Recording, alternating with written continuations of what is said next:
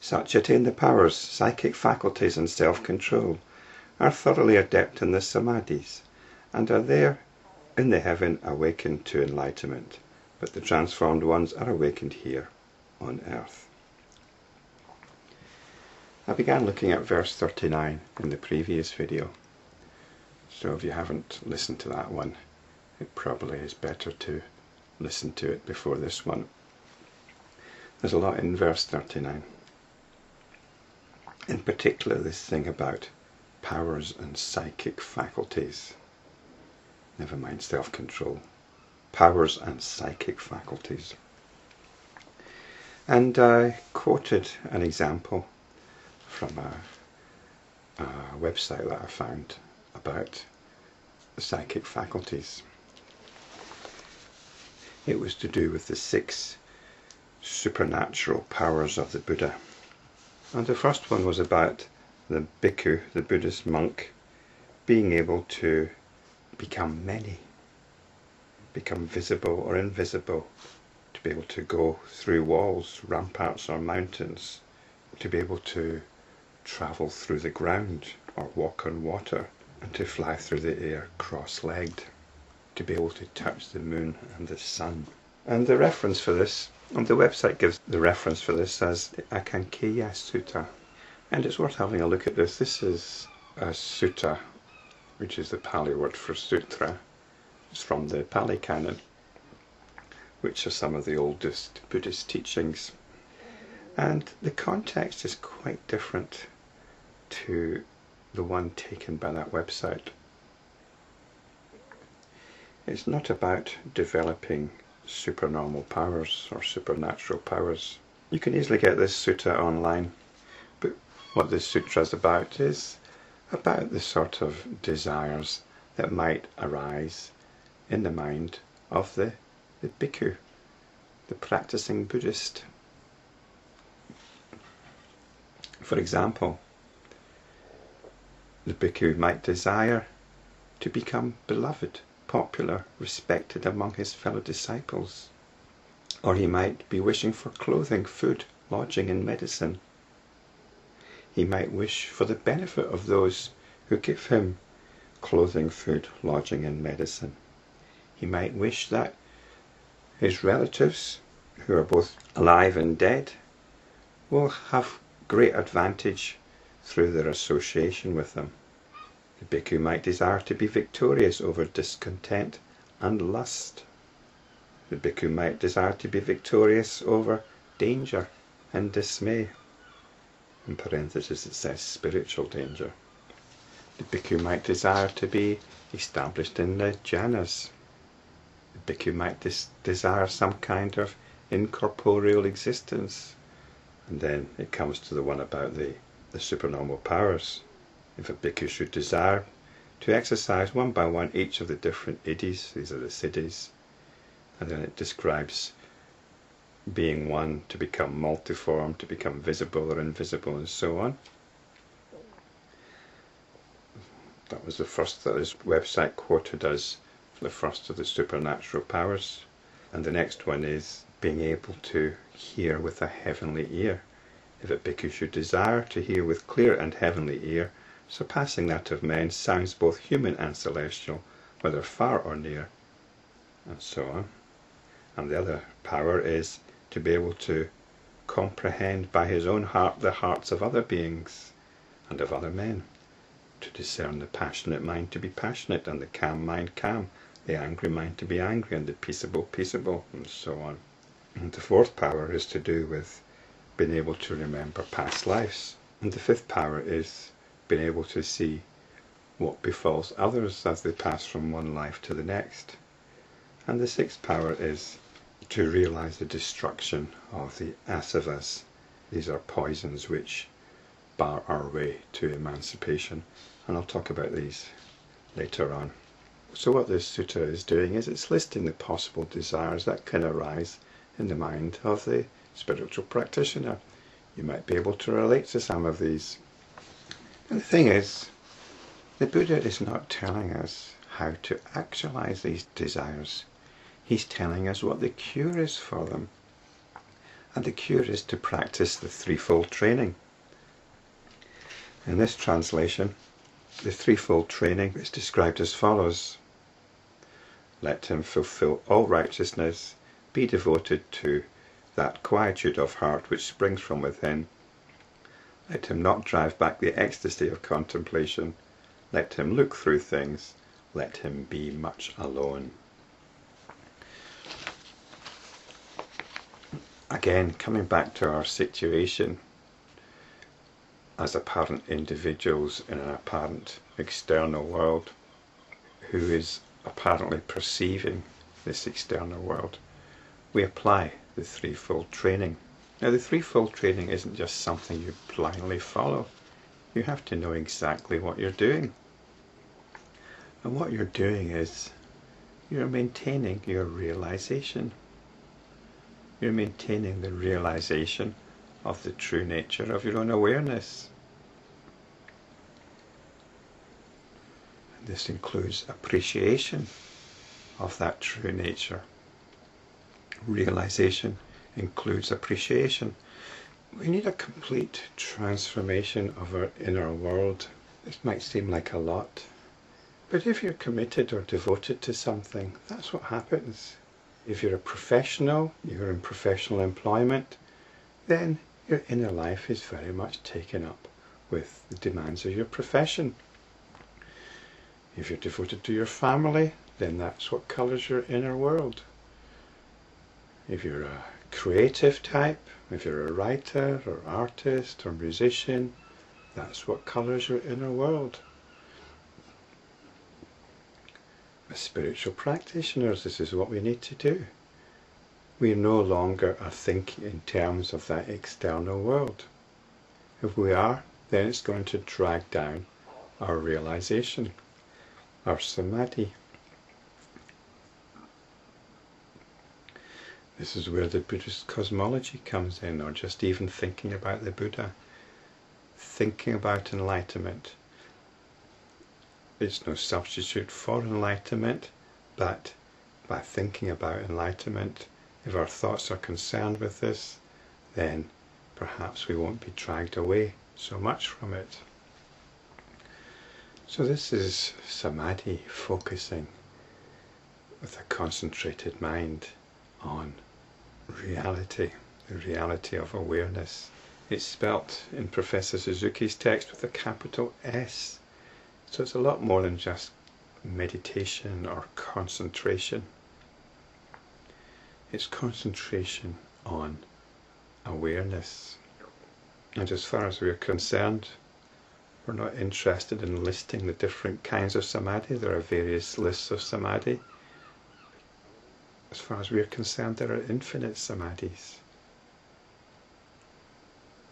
So our ethical practice, our sila, is to do with transforming that world, transforming our inner world, and acting in accordance with it. So this is fulfilling all righteousness. In fulfilling all righteousness, we come back to samadhi, which is described here as ecstasy. And we look through things. This is wisdom, seeing the nature of the world. It's not as we've been educated to believe.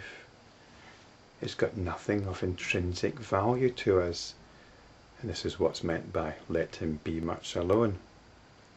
So let him fulfill all righteousness, let him be devoted to that quietude of heart which springs from within. Let him not drive back the ecstasy of contemplation. Let him look through things, this is prajna, and let him be much alone. And this is the answer to all the desires of the bhikkhu. It's not going to fulfill these desires, it's going to transform them and bring them into the sphere of enlightenment practice. It's just as when Mara assails the Buddha, the assaults of Mara are transformed into rainbows and rainfalls of flowers. And about these particular supernatural powers that were mentioned, the first one, as I've mentioned before, is about that aloneness from the physical world, that aloofness from the physical world. It's about being independent, spiritually independent from the physical world. You're no longer thinking in terms of the physical world. You're no longer thinking in terms of solidity, in terms of resistance, in terms of matter. It's possibly talking about some kind of experience in what we'd call the astral body, some kind of astral projection. Perhaps it does refer to that kind of thing. But really it's a sense of inner freedom, an inner freedom from all those attitudes which normally bind us. The phrase, the unbearable lightness of being, comes to mind, which was the title of a book by Milan Kundera, The Unbearable Lightness of Being. It's unbearable in the sense that you don't need to bear anything. You don't need to carry anything. You drop your burdens. The second power is to do with divine hearing. This is often thought of as clairaudience. Again, we're not talking about fulfilling this possibility. If you wish to hear divine things, then again, you get on with your practice. Now, I'm wondering if we should even take this as clairaudience. We have to consider what things would have been like 2,500 years ago in India. Consider how important, for example, music is to people nowadays. What would it have been like 2,500 years ago, before you had recorded music? A musical performance would have had such a huge impact. And if you imagine the hunger that people have nowadays, especially young people, to hear music, imagine the thousands of MP3 files that they either legitimately or illicitly download. There's this tremendous hunger for music. I suspect this is what's being referred to here. When the Beatles went off to see the Maharishi in the late 60s, they couldn't wait to get back to their songs, their songwriting and their songs. So sounds both human and celestial. They might be the sounds of your mother's voice or a beloved's voice, or it might just be the sound of wonderful music, which can sound divine. The composer Johann Sebastian Bach is sometimes referred to as the 13th apostle, because his sound, his music, is associated with the sound of the heavens. It's divine in its impact. So I would say this supernatural power, this so-called supernatural power, is just a longing for beautiful sounds. The third power is knowing the hearts of other beings, of other men. Well, is there something supernatural about this? Being able to discern the passionate mind as passionate, the calm mind as calm, the angry mind as angry, the peaceable mind as peaceable, the deluded mind as deluded, the wise mind as wise, the concentrated thoughts to be concentrated and the scattered to be scattered, the lofty mind to be lofty and the narrow mind narrow, and so on. If you've got any basic awareness whatsoever, it should be obvious the state of somebody else's mind. Nothing supernatural about that. It just comes with experience. And again, if you wish to know such things, forget it. Just get on with your practice. And the other three powers, which were to do with remembering past lives, your past lives, remembering the lives of others, and the destruction of the asavas, the mental poisons. These are the three knowledges of the Buddha, which I began talking about in video 20. So the powers and psychic faculties are really about the desires of the bhikkhu, and also about the knowledges of the Buddha, the three knowledges of the Buddha. The main thing is the self-control. The self-control, which means we're not going to be pursuing these things. We just get on with the threefold training and become thoroughly adept in the samadhis. I was going to speak about the third knowledge of the Buddha, but I think I'll leave that for another time. So what's this distinction then between those that are awakened, as Professor Suzuki says, in heaven, and the transformed ones that are awakened here on earth? Well, I did touch on this in the previous video. Once awakened, it can be described in terms of a divine state. It's not a divine state, but to properly appreciate it, to attempt to appreciate it, we can describe it as a divine state. But the work of becoming established enlightenment is something that is done here and now, on earth, as Professor Suzuki says.